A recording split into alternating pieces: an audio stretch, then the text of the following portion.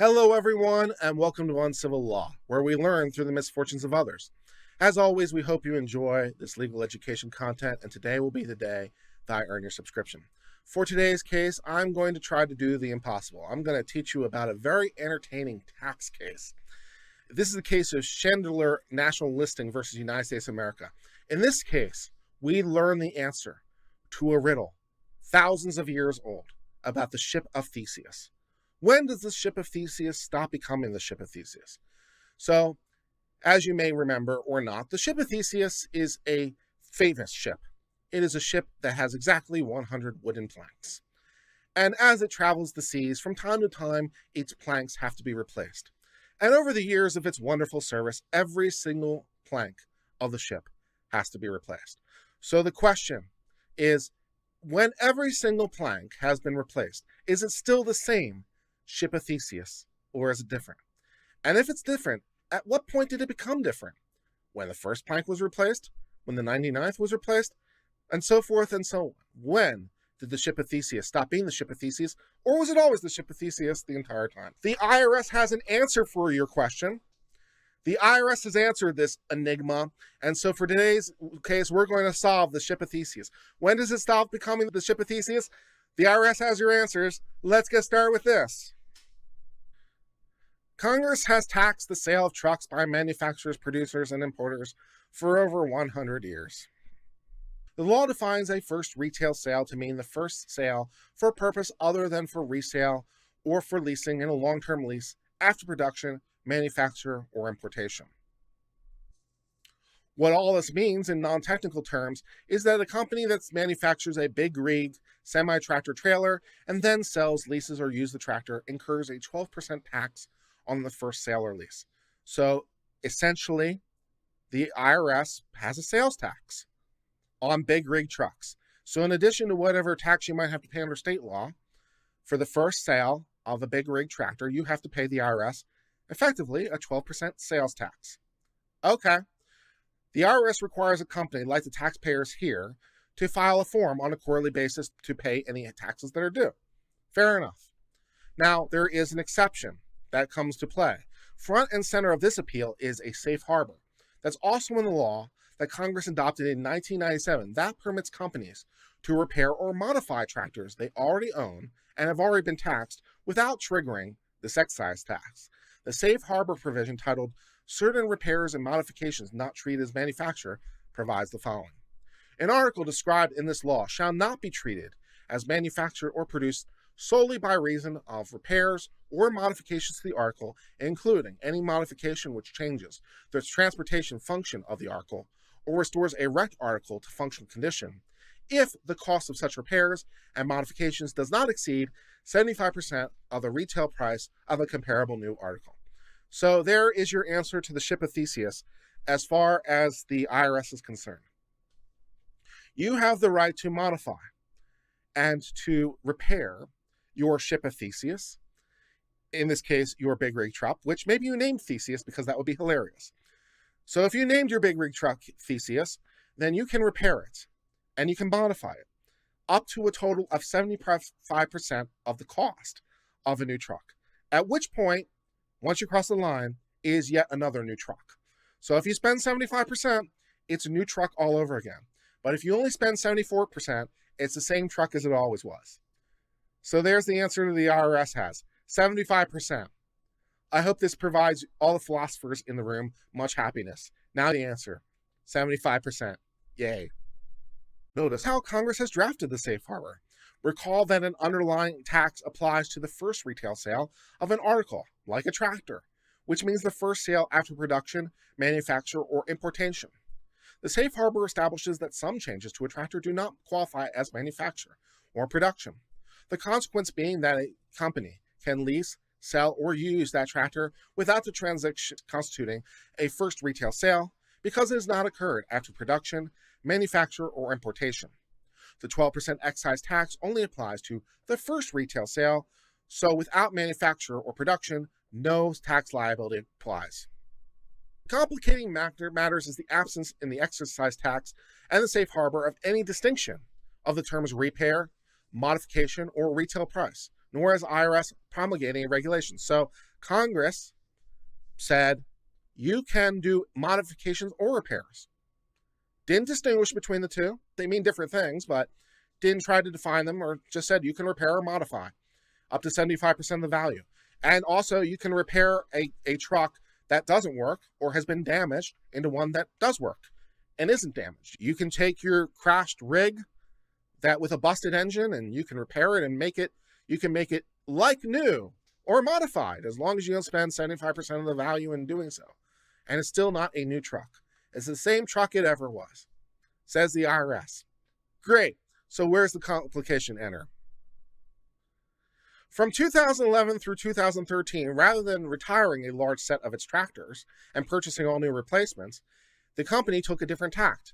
It bought 61 tractors of the Freightliner Cascada 125 model, but it also repaired 982 of its other tractors. This is a company with a lot of tractors.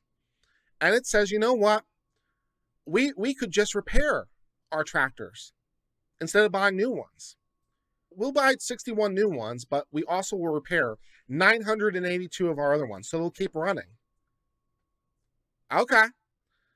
It did this by buying new and refurbished parts that are packaged together in what's apparently known in the industry as a glider kit, which I'm not sure why it's known as a glider kit, because it doesn't fly through the air without an engine. It's a truck. But, okay. The decision makes strategic sense. For one, the business's old tractors are lighter and realize better fuel economy than newer models that are subject to more stringent environmental regulations. By refurbishing the old models, the company could keep these more fuel-efficient tractors in its fleet. Save money on gas. That sounds good.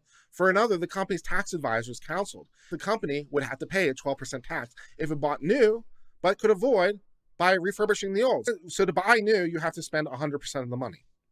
By definition, right? You have to spend 100% of the money in order to buy new. Plus, you have to pay 12%.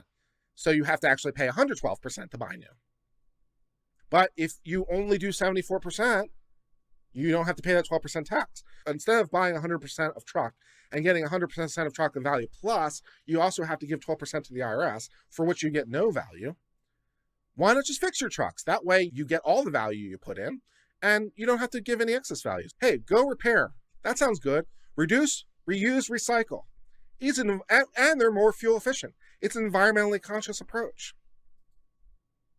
Following this advice, they purchased 982 of these glider kits, bundled assemblies of new and remanufactured components from Daimler Trucks, which is Mercedes, I think. At a minimum, each glide kit came with a cab, chassis, radiator, front axle, front suspension, front wheels, front tires, front brakes, brake system, and trailer connections. 912 of these kits were powered glider kits because they also included an engine. So these are a lot of components to change out this big rig truck. We're changing a lot of things. We're changing cab, chassis, radiator, axle, suspension, wheels, tires, brakes, brake systems, connections, and the engine. That's a lot of repairs. We're still able to do it for less than 75%. Okay. The company paid a 12% excise tax when it first purchased these trucks as required by the relevant law. But the company does not pay the excise tax on any of these 982 refurbished tractors. Rather, the company invokes the safe harbor for repairs and modification and took the position that these tractors were exempt from the excise tax. The IRS disagreed, determining that only 6 of these vehicles qualified for the safe harbor, so the IRS would really like that tax revenue. In the services view, they triggered the tax upon leasing these articles to its parent company, an action the statute treats as a first sale. The IRS concluded the safe harbor could not shield 912 of the tractors, those that received new engines, because the refurbishment process used powered glider kits exceeded permissible repairs or modifications and instead resulted in a new article. In more technical terms, no existing articles have been repaired or modified, so safe harbor did not apply. The IRS found safe harbor unsatisfying for an alternative reason. If refurbished tractors qualified as having been repaired or modified, the service determined that the cost of repairs exceeded 75% of the retail value of a comparable new tractor, disqualifying all the refurbished tractors. So in the end, the IRS wanted $9.4 million. The IRS feels it's been cheated out of $9.4 million of tax. Pursuant to law, they paid the tax on 12 of the tractors, one for each quarterly tax period at issue, and then filed an administrative action for refund of that amount. The IRS declined to provide a claim, paving the way for a tax refund. So this is completely correct, by the way. There's an Anti-Injunction Act for tax. Under tax law, you can't get an injunction to prohibit you from paying your tax. You have to pay the tax and then complain about it. So what they did here is they didn't pay the tax for all of them, because probably didn't have $9.4 million hanging around. But what they did do is they said, okay, we'll pay for one of them for each quarter that we did. And we're seeking redress against those ones. We don't have to pay those taxes for those ones. And whatever's true of those must be true for the others. So yeah, that's how they got around that issue. So fair enough. So we have to determine whether or not they're on the hook for $9.4 million plus penalties, or whether or not they get to not pay the IRS the money. Let's find more. The company and the government stipulated to nearly all the pertinent facts that the district court held a one-day bench trial in February 2020 on the remaining issues. By the time of the trial, the government conceded that the safe harbor applied to 64 of the refurbished tractors, those upgraded using the non-powered kits that did not contain engines, if the cost of repair fell below 75% limit.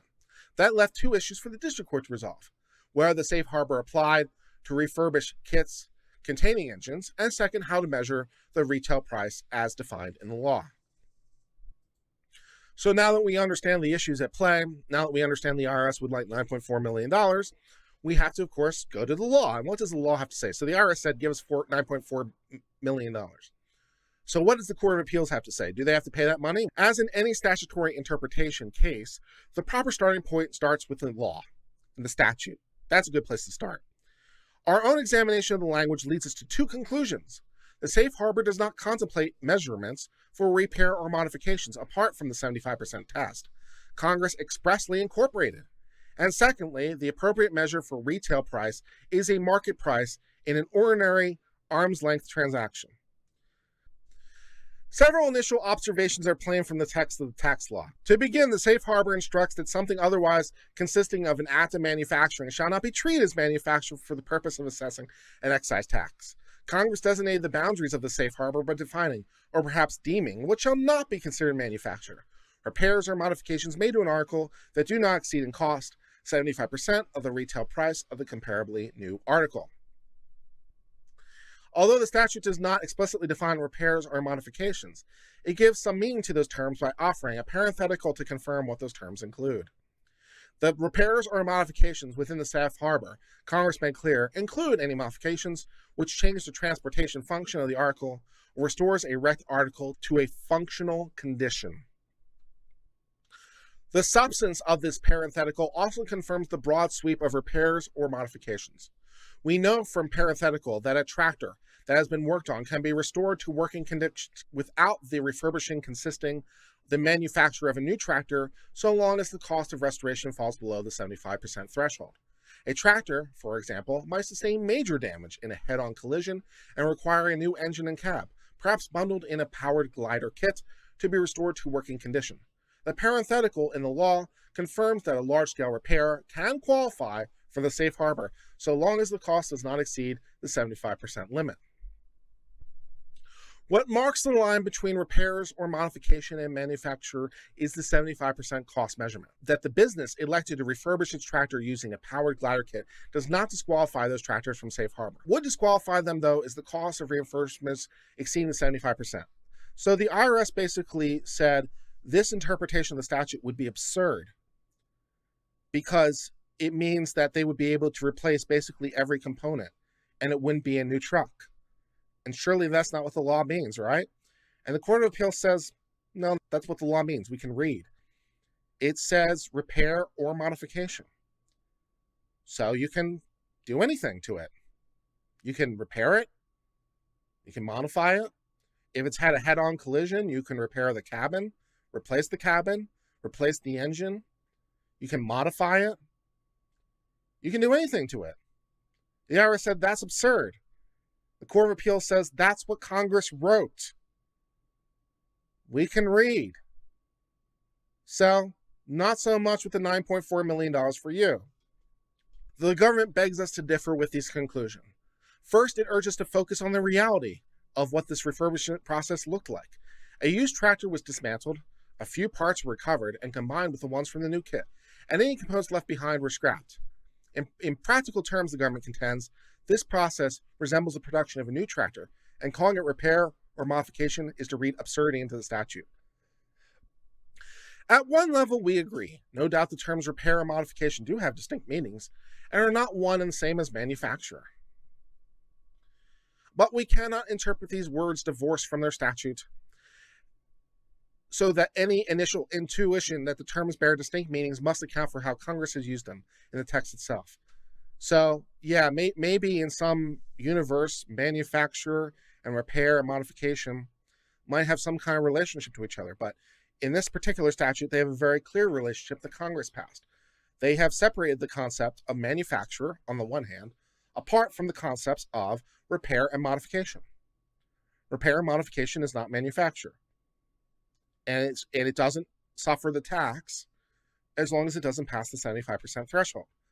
So the Congress has solved the ship of Theseus problem at 75%. So sure, they might have taken only a few components and combined them with new components, but as long as it's not 75% of the value of a new one, you're there. By its terms, the relevant law tells us that some, but not necessarily all repairs, may be so extensive that they result in a new manufacture. The safe harbor then directs us not to define what does and does not constitute a manufacturer with qualitative standards. Rather, the statute provides a quantitative standard based on cost, precisely the type of definition and mechanical assessment emblematic of this safe harbor. Taken in context, the term repair includes restoring and refurbishing an old tractor, including by use of a kit, so long as the taxpayer stays within that 75% test. What most stands out from the government's position is what is missing. The government offers no principled test, for that matter, no test of any kind, for deciding when changes to a tractor cross the line from repairs to a new manufacture. It only insists that the facts here fall on the manufacturing side. So the IRS says, oh, this is manufacturing, and the court says, okay, what is the line between manufacturing and not? The IRS says, we don't know. That's okay, because Congress has solved it. Congress has said 75%. That's the answer to the ship of Theseus problem, IRS. It's been solved. Such undefined standards offer no standard at all, and it's antithetical to the nature of the safe harbor, which is intended to offer a clear and certain guidance to the taxpayer. What the government too discounts is that Congress prescribed a dividing line through measurement of cost, not on some less objective assessment of whether the overhauling and refurbishing visually resembled the creation of a new tractor. The best reading of safe harbor itself supplies the line of demarcation at 75%. The government fails no better in its alternative argument. The critical limiting term in the statute is the phrase, the article. This is cute. This is ship of Theseus all day long.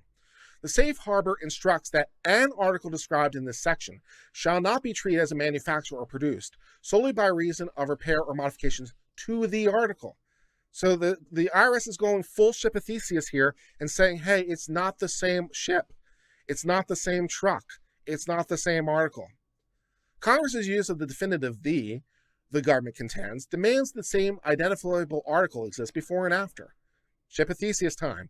True enough, the safe harbor speaks in terms of a single article, but the statute does not contemplate an assessment separate and apart from the 75% of whether refurbishments are so fundamental the original article is lost and a new article comes into existence. The Congress has solved the ship of Theseus problem. You're saying it's not the same article because so many things have changed. Congress says 75%. That's the line between the loss of the original article and the creation of a new one. 75%. Problem solved. Done. Of course, there is one more qualifier in the statute. It's 75% of the retail price of a new article. We have to determine what is the retail price of a new article. Let's discuss that aspect of the case and see if the IRS fares any better. The safe harbor is conditional and only exempts repaired tractors from the excise tax if the cost of such repairs and modifications does not exceed 75% of the retail price of a comparable new article. The parties agree on what tractor model is comparable, the Freightliner Cascadia 125, which is the ones that they did purchase new, But they disagree on the meaning of what a retail price is. Okay. The company contends retail price means the price at which products are sold to consumers in small quantities on the open market. How much would it cost for you to actually go and buy one? The company offered expert testimony at a bench trial that there's a resource called the Truck Blue Book that provides retail price information by aggregating data from actual transactions to determine the ordinary price paid by consumers in the ordinary open market. The government, on the other hand, asserts retail price reflects the price taxpayers actually paid, including any discounts. Is the retail price the price for an individual one of these, as determined by the Truck Blue Book, or is it determined by what the person actually paid? Because that was retail concerning you. So which way is the better reading? Congress did not define the retail price of a comparable new article in the safe harbor, nor did implementing regulations supply any definition. Regardless, Congress elected to use the term retail price, and we ordinarily assume, absent a clear intention to the contrary, the purpose is expressed by ordinary meaning of the word. The plain meaning of the term retail is the sale to consumers of goods in small quantities to ultimate consumers, of or relating to the sale of commodities at retail, citing Merriam-Webster. Reading the two words together, then, the retail price reflects the amount at which an article is sold to an individual, arm's length transactions to end consumers on the open market. How much would it cost you to buy one? The government's contrary position would leave practical questions unanswered. The company happened to have purchased comparable tractors during the period at issue, so we know the price they actually paid, but of course that wouldn't always be so. In the precise situation contemplated by Safe Harbor, where a company chooses to modify or repair a worn tractor instead of purchase, the taxpayer would necessarily need to look at a price paid by other buyers in the open market. That brings us to the end of the case of Schneider National Leasing versus United States of America. In this case, Schneider decided to repair 950 tractor-trailer cabs. And the IRS is unhappy because they don't get their 12% tax. And they said, but we repaired them. And the IRS said, that's ridiculous. They're completely new trucks. And the Seventh Circuit Court of Appeals says Congress has solved this issue, thankfully. It's 75% of the cost of a new one. Did you send 75% of the cost of a new one? The IRS says that's not fair. They only took a few minor components. Look at this. They replaced the entire cab, for Christ's sake. They replaced the cab, they replaced the engine, they replaced the brakes, the brake pads, what's still in this thing that's original? And the company says these minor components. The IRS says that's absurd. And the Congress says that's fine. If you didn't spend more than 75%, then okay, it's the same thing it was before. So, yeah, you don't have to pay the taxes. The IRS is sad, and that brings us to the end discussion of this case. Daimler Chrysler. But Daimler is Mercedes. Isn't Daimler Mercedes? When you say Daimler Chrysler, it's Daimler because, Daimler's is Mercedes. Daimler Chrysler, Daimler's Mercedes. No? Hold on. Yeah, I'm right. Don't come at me. Daimler AG, previously named Daimler-Benz and Daimler Chrysler, more commonly known as Mercedes-Benz or simply Daimler. Daimler is Mercedes. If you're going to fact check me, you better come at me, boy. Daimler is Mercedes. You don't want to roll with me? I'm a motherfucking PIMP. I think I'm putting that in, by the way. I'm putting that correction into the edit because I get challenged in the chat. I think I'm going to put that one in the edit. I think that might make the cut. Watch me shake. Watch me na-na. Watch me kick your ass. Thank you so much for being part of the Uncivil Law family. If you enjoyed this legal education content, please hit the subscribe button. It really helps the channel grow. We appreciate your continuing support. Until later, my friends, cheers and goodbye.